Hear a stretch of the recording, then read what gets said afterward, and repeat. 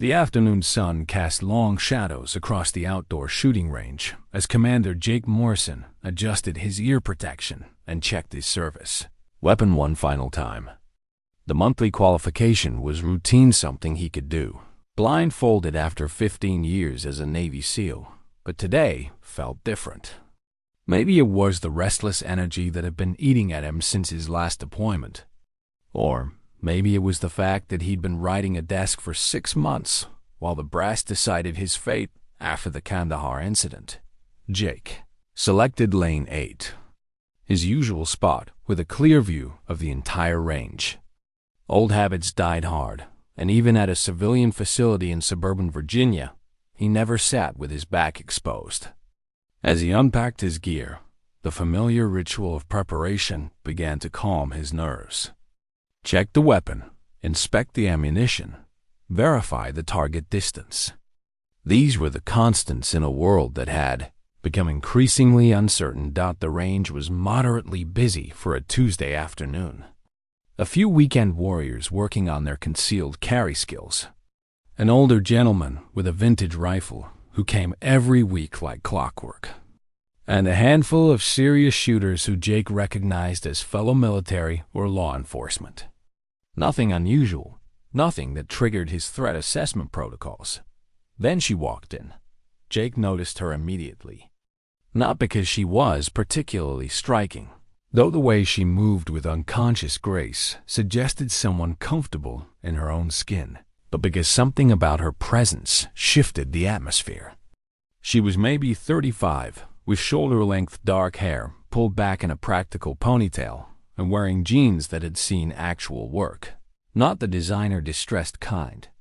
Her tank top was simple black cotton, and she carried herself with the kind of quiet confidence that came from knowing exactly what you were capable of. What really caught his attention was her equipment case. Military-grade hard shell with modifications that spoke of someone who took their shooting seriously. She selected lane 12, the farthest from the entrance, and began her setup with methodical precision that made Jake's operator instincts sit up and take notice. He tried to focus on his own qualification course, but found himself glancing over as she assembled what appeared to be a custom rifle. The movements were too smooth, too practiced. This wasn't someone who shot recreationally on weekends. When she settled into her shooting position, Jake caught a glimpse of her stance and felt his eyebrows rise. Textbook military sniper position, with micro-adjustments that spoke of advanced training. The first shot rang out, and Jake instinctively looked downrange. 300 yards, which was the maximum distance this range offered. He couldn't see where her round had impacted from his angle. But her immediate follow-up shots came in. Rhythm that suggested she was building a group. Rather than making corrections, Jake finished his own qualification, quickly muscle memory taking over while his attention remained divided.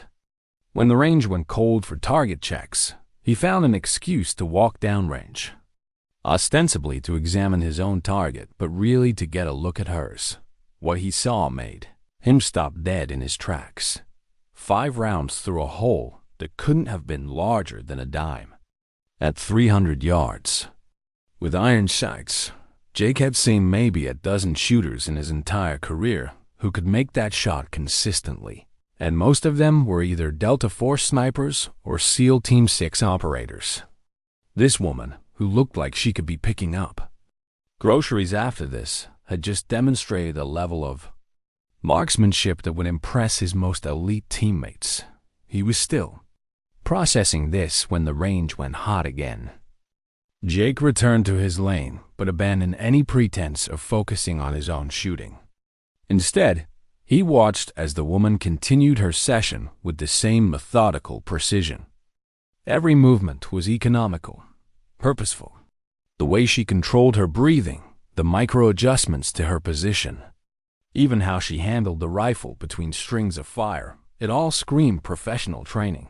20 minutes later, she began to pack up. As she broke down her rifle and secured it in the case, she rolled her shoulders to work out the tension from maintaining shooting position. The movement caused her tank top to shift slightly, and Jake caught a glimpse of what appeared to be a tattoo on her left shoulder blade. The partial view wasn't enough to make out details, but something about the design nagged at him. There was a geometric precision to the lines that seemed familiar, though he couldn't place why. Jake found himself moving closer, using the pretense of cleaning his own weapon to get a better angle. When she bent to zip up her equipment case, her shirt pulled taut across her back, and Jake's world tilted on its axis. The tattoo was an intricate design that covered most of her left shoulder blade, but it wasn't the artistry that made his blood run cold. Embedded within the flowing lines and geometric patterns were coordinates, latitude and longitude numbers that were burned into his memory like a brand.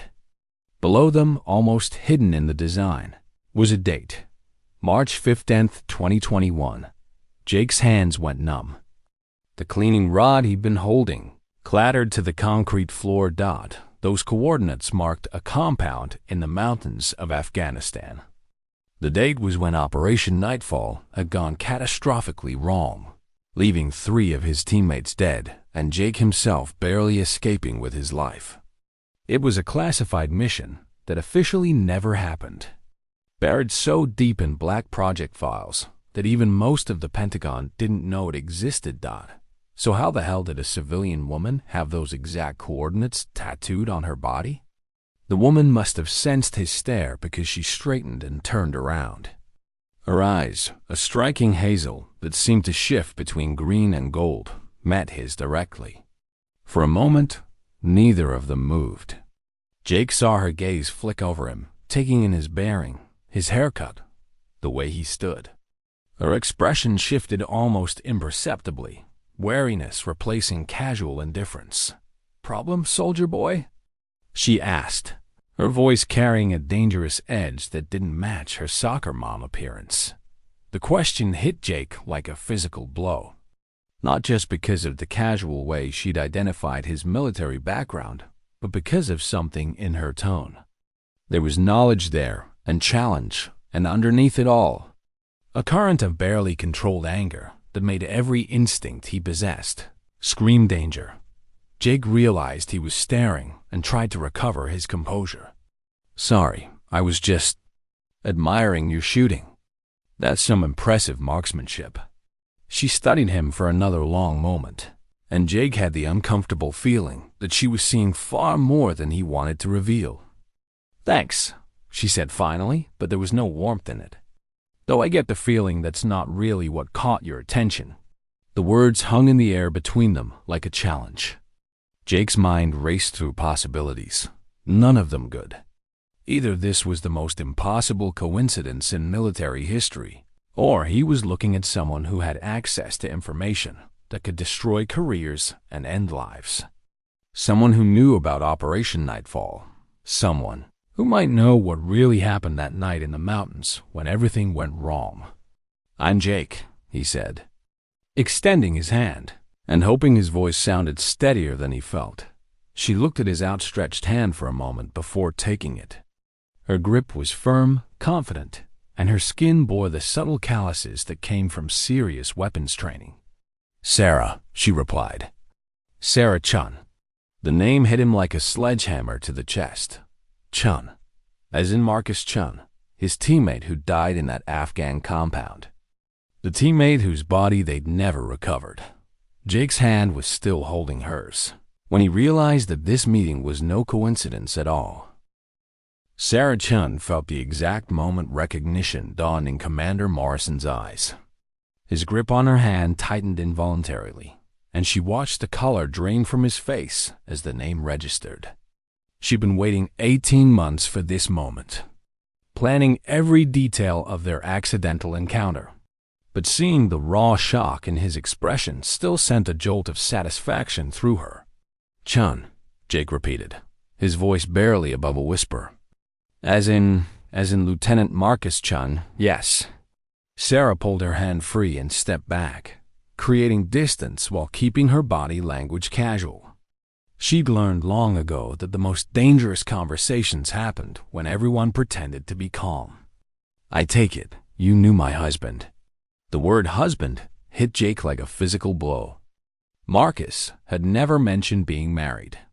In all their deployments together, all the late-night conversations about home and family and what they'd do when they got out, Marcus had never once mentioned a wife. Jake's mind raced through memories, searching for any clue he might have missed, any sign that his teammate had been keeping such a massive secret. Marcus never said he was married, Jake managed, his training warring with his emotions. Every instinct told him to be cautious, that this woman represented a threat he didn't understand yet. But the grief in her eyes when she'd said husband seemed genuine. Sarah's laugh was bitter. No, I don't suppose he would have. Marcus was very good at compartmentalizing his life. Had to be, considering what I did for a living. She shouldered her rifle case with practiced ease. Walk with me, Commander. We have things to discuss, and this isn't the place for it. Jake hesitated. Protocol demanded he report this contact immediately. A civilian with knowledge of classified operations, claiming to be the widow of a fallen teammate. It was exactly the kind of security breach that could end careers. But something in Sarah's demeanor stopped him. She wasn't acting like someone trying to extract information. She was acting like someone who already had it. "How do you know my rank?" he asked, falling into step beside her as they headed toward the parking lot. "The same way I know you were Marcus's team leader on Operation Nightfall. The same way I know you left him behind in that compound." Sarah's voice remained conversational, but Jake caught the steel underneath. "I know a lot of things, Commander Morrison.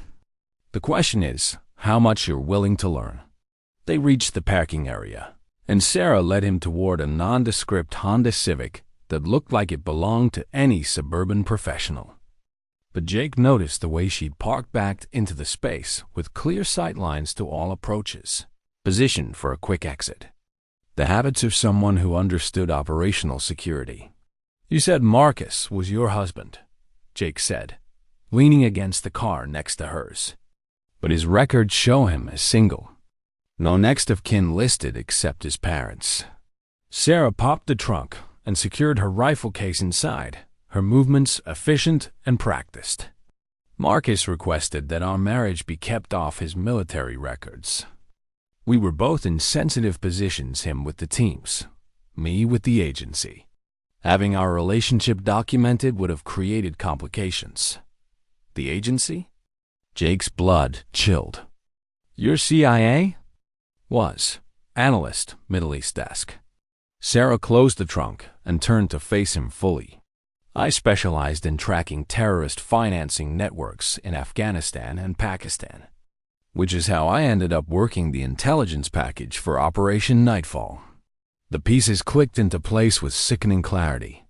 Jake remembered the detailed intelligence briefings before the mission, the precise layouts of the compound, the financial records that had led them to the target. Someone at Langley had provided information so accurate that it seemed almost too good to be true. "You built the intel package that sent us in," Jake said. "I built the intel package that should have brought you all home." Sarah's composure cracked slightly, revealing the pain underneath. Every detail was verified through multiple sources. The compound layout, guard rotations, escape routes. I spent 3 months putting that together. It was solid intelligence, Commander. "So tell me why half your team ended up dead." Jake felt the familiar weight of survivor's guilt settle on his shoulders. He'd replayed that night 1,000 times, analyzing every decision, every moment where things could have gone differently. The intelligence was compromised. Someone leaked our insertion point, our timeline. They were waiting for us. I know. Sarah's voice was quiet now, deadly serious. "What I want to know is who." The question hung between them like a loaded weapon. Jake studied Sarah's face, looking for any sign of deception, any tell that might indicate she was fishing for information rather than sharing it. But her grief seemed genuine, and the operational details she'd mentioned weren't things a casual observer would know. "Why come to me?" Jake asked. If you think there was a leak, why not go through official channels? Sarah's smile was sharp as a blade. Because the leak came from inside official channels. Someone with access to the mission planning, someone who knew our operational security protocols well enough to compromise them without triggering any alarms.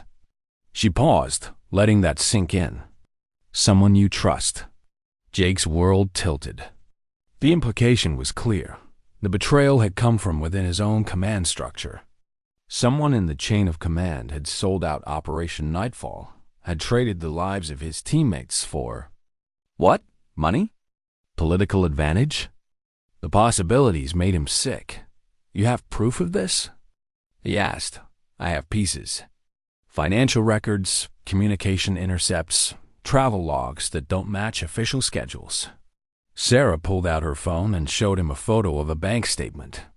This account received a $2 million deposit 3 days before your mission launched. The money came from a shell company with ties to the same terrorist network you were targeting. Jake studied the account information, his mind racing.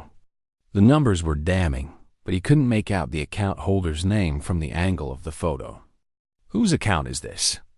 Sarah pulled the phone back before he could get a closer look. Someone you've known for years. Someone who's been like a father to you. Her eyes met his. Someone who recommended you for your current assignment after Kandahar? The blood drained from Jake's face. There were only a handful of people who fit that description, and the thought that any of them could be responsible for Marcus's death was almost too much to process. These were men he'd served under, men he trusted with his life and the lives of his teammates. I don't believe it, he said. But even as the words left his mouth, he could hear the doubt creeping in. Then help me prove it, Sarah said. I've been working this alone for 3 years, but I need someone on the inside. Someone with access to operational records and personnel files. Someone who knew Marcus and wants the truth as much as I do. Jake looked at this woman, this stranger who claimed to be his dead teammate's widow, who had somehow acquired classified information and was asking him to commit what amounted to treason. Every rational part of his mind screamed that this was a trap, a test, or worse. But the coordinates tattooed on her shoulder were real. The pain in her eyes when she spoke about Marcus was real, and somewhere deep in his gut. The nagging doubt that had plagued him since that night in Afghanistan was real too. What exactly are you proposing? He asked. Sarah smiled, and for the first time, it reached her eyes. I'm proposing we find out who killed our people, Commander, and then we make them pay. Sarah reached into a car and pulled out a manila envelope, thick with documents and photographs. Before we go any further, you need to see something. She handed Jake a wedding photo of Marcus in his dress blues, standing next to Sarah in a simple white dress, both of them laughing at something off camera. The happiness in their faces was unmistakable, and Jake felt a stab of guilt that his teammate had felt the need to hide this joy from his brothers in arms. We were married for 2 years before he died, Sarah continued, her voice softer now. Small ceremony, just immediate family. Marcus wanted to tell the team, but I convinced him to wait. I was working a deep cover assignment tracking financial networks, and any connection to a SEAL team could have blown my cover and gotten people killed. Jake studied the photo, noting details that confirmed its authenticity. Marcus's service ribbons were correct for the time period, and there was a small scar on his left hand that Jake remembered from a training accident. Why show me this now? Because I need you to understand that everything I'm about to tell you comes from love, not revenge. Marcus talked about you constantly, his team leader, the man who always brought everyone home. Sarah's eyes hardened. Until the night you didn't. The accusation hit Jake like a physical blow. We were compromised from the moment we hit the ground. The entire compound was a kill box. I made the call to extract because staying would have meant losing the entire team. I know. Sarah's response surprised him. I've read the after-action reports, the classified debriefs. You made the right tactical decision with the information you had. But Marcus didn't die in that compound, Commander. Jake's world stopped. What are you talking about? His body was never recovered, but the explosion. Marcus survived the initial assault. He was captured. Sarah pulled out a tablet and showed Jake a series of photographs that made his blood run cold. They showed Marcus, clearly alive but badly injured, being dragged from the rubble by armed men. The timestamp showed they were taken 6 hours after the official mission end time. These came from a CIA asset embedded with the local militia. Marcus was alive for 3 days after you left him. Sarah's voice was steady, but Jake could see the effort it took to maintain control. 3 days during which a rescue mission could have been mounted. 3 days during which someone in your command structure made the decision to classify him as Kia and close the file. Jake stared at the images, his mind reeling. The official reports had stated that the compound was completely destroyed, that no survivors were possible. But here was proof that Marcus had not only survived but had been taken prisoner. Why wasn't a rescue mission authorized? Because someone didn't want Marcus rescued. Someone who knew that Marcus had discovered something during the mission. Something that would have exposed the leak. Sarah swiped to another image, a close-up of Marcus's face, clearly showing him speaking to his captors. This was taken on day 2. According to our asset, Marcus was trying to negotiate information in exchange for his life. What kind of information? Sarah's smile was grim. The kind that gets people killed. Marcus had found evidence in the compound that the target wasn't just a terrorist financier, he was a CIA asset. Someone had been feeding him information about American operations for months, and Marcus stumbled onto proof of it during the mission. The implications hit Jake like a sledgehammer. If Marcus had discovered that their target was actually working for the CIA, it meant the entire operation had been compromised from the beginning. Worse, it meant someone in the intelligence community had been willing to sacrifice an entire SEAL team to protect their asset. Who was running the asset? Jake asked, though he was beginning to suspect he already knew the answer. Admiral Richard Reeves. Sarah's words confirmed his worst fears. Your mentor. The man who's been guiding your career for the past decade. The man who recommended you for the Kandahar assignment that's kept you stateside for the past 6 months. Jake felt the ground shift beneath his feet. Admiral Reeves had been more than a commanding officer. He'd been a father figure, a mentor who'd shaped Jake's entire military career. The thought that Reeves could be responsible for Marcus's death was almost incomprehensible. You're wrong, Jake said, but the words sounded hollow even to him. Admiral Reeves has dedicated his life to protecting this country. He would never betray his own people for money? Sarah interrupted. $2 million, Commander. That's what it cost to buy Admiral Reeves. $2 million deposited into an offshore account 3 days before your mission launched. She showed him another document, bank records with Reeves's name clearly visible. Jake stared at the evidence, his world crumbling around him. The dates matched, the amounts were consistent with what Sarah had shown him earlier, and the account details were too specific to be fabricated. But accepting this truth meant accepting that everything he believed about honor and loyalty and the men he'd served under was a lie. There's more, Sarah continued relentlessly. Reeves has been feeding information to terrorist networks for over 2 years. Financial intelligence, operational plans, personnel movements, all of it sold to the highest bidder. Marcus wasn't the first casualty, just the most personal one for me. How long have you known? Jake asked, his voice barely above a whisper. I started investigating the day Marcus was officially declared. Kier. Something about the timeline didn't add up the mission parameters. The intelligence failures, the speed with which the file was classified and buried. Sarah's composure finally cracked, revealing the raw pain underneath. It took me 3 years to piece it all together. 3 years of following money trails and cultivating sources and slowly building a case that no one wanted to. Here, Jake looked at this woman, this widow who had spent 3 years of her life hunting the truth about her husband's death, and felt something fundamental shift inside him. The doubt that had been eating at him since Afghanistan crystallized into certainty. Too many things about that mission had never made sense.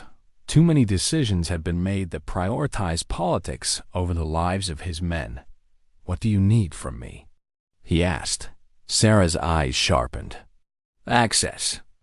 Reeves is careful, but he's not perfect. There will be records, communications, financial transactions that tie him to the leak. But they'll be buried in classified systems that I can't reach. You're asking me to commit treason. I'm asking you to get justice for Marcus, for all the operators who've died because of Reeves's betrayal." Sarah stepped closer, her voice intense. "How many more missions will be compromised? How many more good men will die while Reeves profits from their sacrifice?" Jake thought about Marcus, his teammate, his friend, the man who'd saved his life more times than he could count. The man who died alone in a foreign country while the people he trusted to bring him home counted their blood money. "What's the plan?" Jake asked. Sarah smiled, and this time it was sharp as a blade. "We're going to give Admiral Reeves exactly what he deserves. But first, we need to get you access to his personal files. And that means getting you back into the Pentagon." Jake nodded, feeling a sense of purpose he hadn't experienced since Afghanistan. "Then let's go hunting." The Pentagon's corridors felt different as Jake walked through them the next morning. Every familiar face now a potential threat. Sarah's revelations had shattered his worldview, but they'd also given him clarity of purpose he hadn't felt in months. The flash drive she'd given him contained enough evidence to destroy Admiral Reeves. But they needed more, something that would stick in a military tribunal and couldn't be dismissed as fabricated intelligence. Jake's security clearance still granted him access to the classified networks, though he knew that could change the moment Reeves suspected anything. He'd spent the night memorizing Sarah's intelligence package, cross-referencing dates and financial transactions with his own memories of mission briefings and operational decisions. The pattern was undeniable once you knew what to look for. His phone buzzed with a text from Sarah, coffee shop on 14th Street. 1 hour. Come alone. Jake deleted the message and continued toward Admiral Reeves's office, his heart hammering against his ribs. The plan was simple in concept, but terrifying in execution. Gain access to Reeves's personal computer during their scheduled meeting and download his encrypted files while keeping the conversation natural. Sarah had provided him with a military-grade USB device that would crack most encryption protocols, but he'd need at least 10 minutes of uninterrupted access. "Jake." Admiral Reeves's voice boomed across the outer office as Jake approached. "Right on time. Come in, son." The word "son" hit Jake like a physical blow.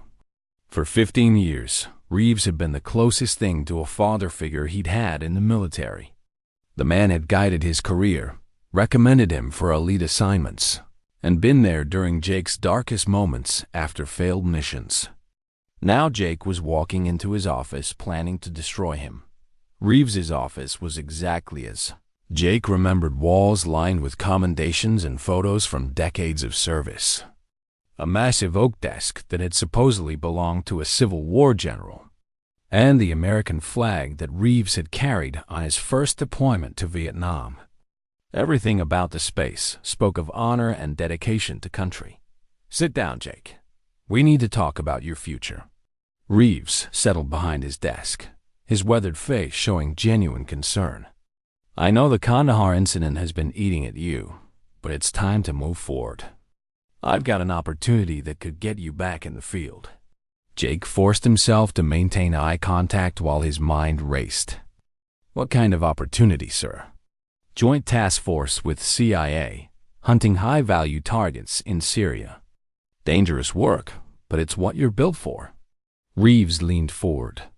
The thing is, they need someone with your specific skill set and security clearance.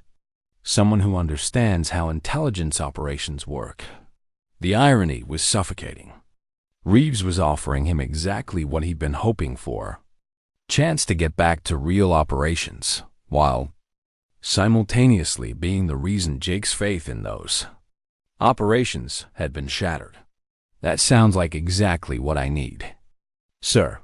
Jake glanced at Reeves's computer screen, noting that the Admiral was logged into the secure network. When would this start? 2 weeks. But first, I need you to review some classified files. Make sure you're up to speed on current threat assessments. Reeves stood and moved toward a filing cabinet. Let me pull the relevant documents. This was Jake's chance. As Reeves turned his back, Jake quickly inserted Sarah's USB device into the computer's port. The screen flickered briefly as the program began its work, and Jake's heart hammered as he watched the progress bar creep forward. 10%. 20%.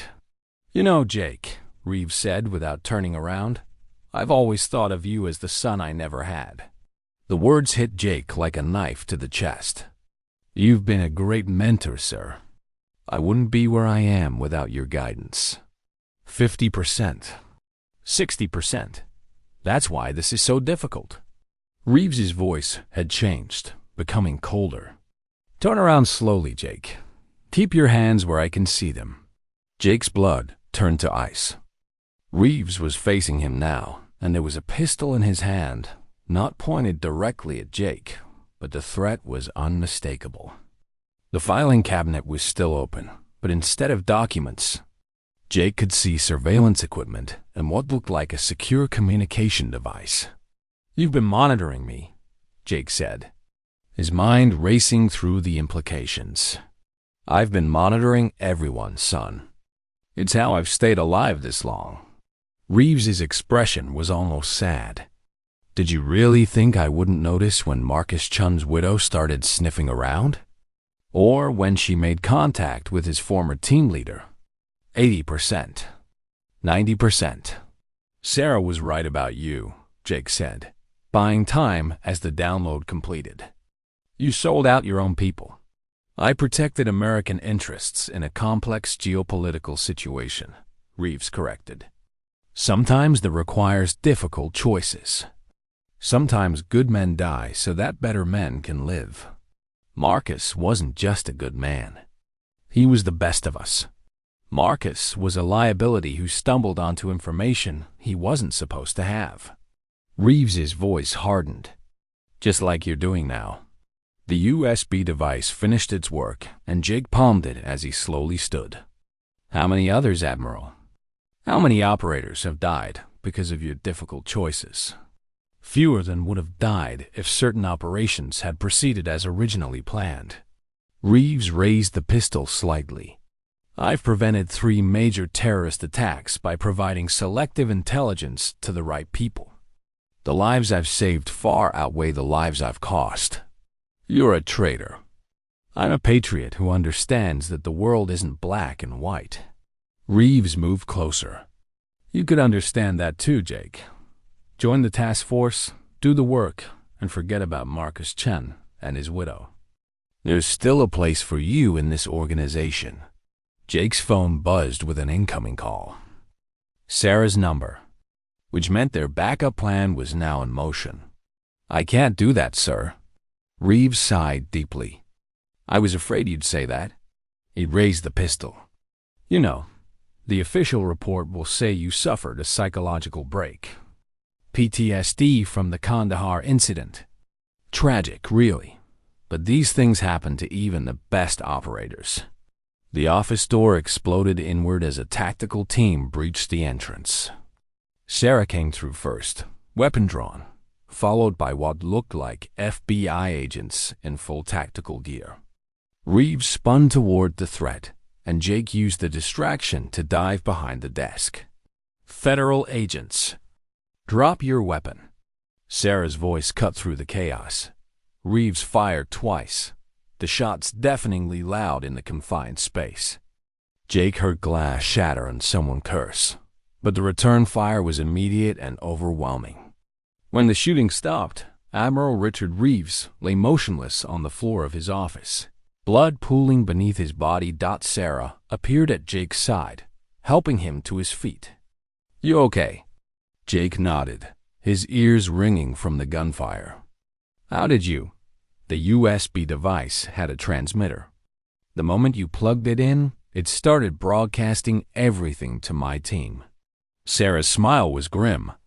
"We heard the whole confession." Jake looked down at the man who had shaped his military career, who had been like a father to him, who had betrayed everything they both claimed to stand for. "Is it over?" "The investigation is just beginning. Reeves was part of a larger network, and we'll need that data you downloaded to unravel the whole thing." Sarah holstered her weapon. "But Marcus can rest now." "They all can." As FBI agents secured the scene and began processing evidence, Jake felt something he hadn't experienced since Afghanistan. Peace. The truth was finally coming to light, and the men who had died deserved nothing less. Justice, it turned out, was worth the wait.